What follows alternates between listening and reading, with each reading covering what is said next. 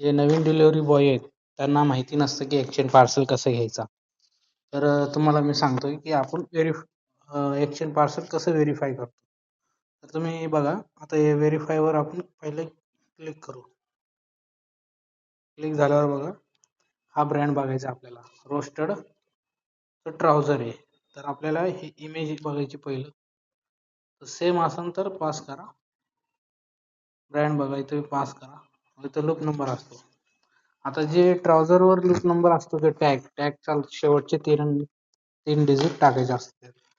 तर तिथं आहे आता 037 आहे. तर बघा मॅच झालाय. तर हे रोस्टेड ब्रँड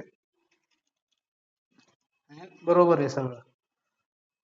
तर आता आपण इथं प्रोसेस करू, परत पास करू आणि पास केलं, हे झालं. आता पार्सल जे आहे आपल्याकडे, आपण त्यांना एक्सचेंज पार्सल घेऊन आलो, ते स्कॅन करू. स्कॅन झाला बघा, सोपी आहे मित्रांनो. एवढंच प्रोसेस करायचं आहे आपल्याला. कुठे बी गेलं ना, तुम्हाला जमत नसेल तर हा व्हिडिओ बघू शकता तुम्ही.